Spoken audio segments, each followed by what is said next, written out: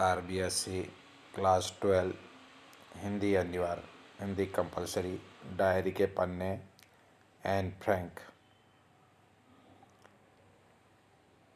Diary रूपक अलंकार का होता है। जहाँ उपमेय में उपमान का आरोप होता है वहाँ रूपक अलंकार होता है। कागज़ के पन्ने पर चौकोने खेत का आरोप। छोटा मेरा खेत के लेखक कौन है? उमा शंकर जोशी। रस का अक्षय पात्र से कवि ने रचना क्रम की किन विशेषताओं की ओर ध्यान आकृष्ट किया? कविता का रस अनंत समय तक मिलता रहता है, कभी समाप्त नहीं होता है। यह कविता का रस है। मिस्टर डसेल के बारे में लेखिका ने क्या विशेषण दिया? चुगलखोर।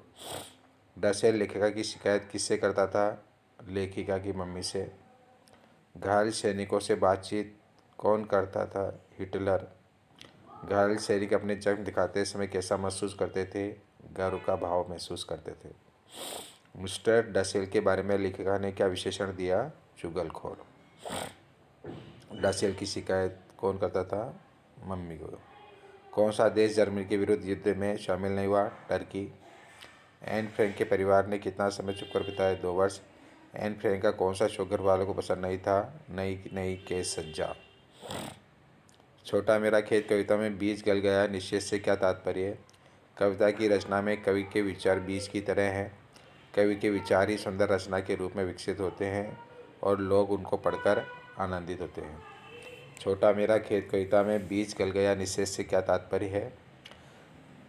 यह तात्पर्य है कि कविता की रचना में कवि के विचार बीज की तरह हैं। कवि के विचार ही सुंदर रचना के रूप में विकसित होते हैं और लोगों को आनंदित करते हैं। रूपक अलंकार के उदाहरण दीजिए।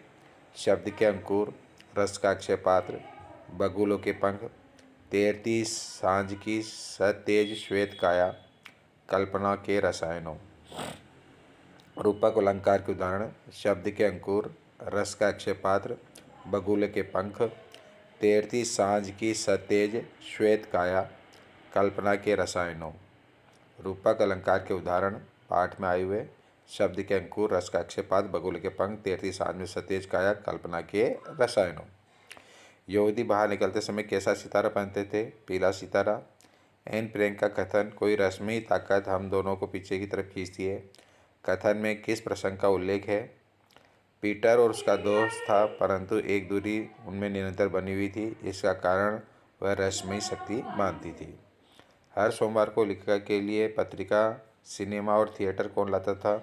Mister Coogler. किसको जमजात बहादुर कहा गया? चर्चिल को। एन फ्रैंक किसको मूर्ख समझती थी? वानदान व डसेल को। हर सोमवार को लेखिका के लिए पत्रिका, सिनेमा और थिएटर कौन लाता था? कुगलर। जमजात बहादुर, चर्चिल। डायरी के पन्ने पाठ के आधार पर औरतों की शिक्षा और मानवाधिकार के बारे में एन फ्रैंक के विचार लिखो। युद्ध में मृत व जख्मी पुरुषों की तो पूजा की जाती है, लेकिन संसार की निरंतरता बनाए रखने वाली स्त्री का सम्मान नहीं किया जाता। स्त्री को मात्र बच्चा पैदा करने वाली मशीन माना जाता है। जन्म देने की पीड़ा को युद्ध में घायल सैनिकों की पीड़ा से कम नहीं आंकना चाहिए।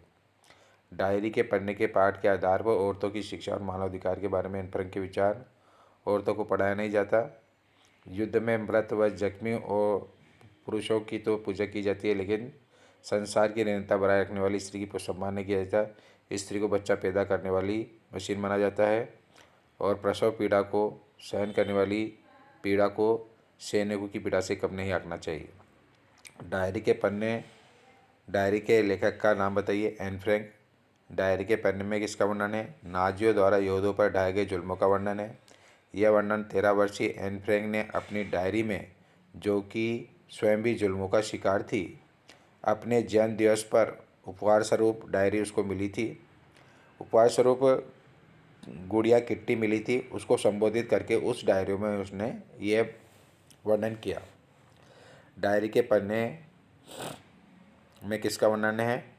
13 वर्षीय एन फ्रैंक पर ढाए गए जुल्मों का वर्णन है, जो यहूदियों पर ढाए गए थे।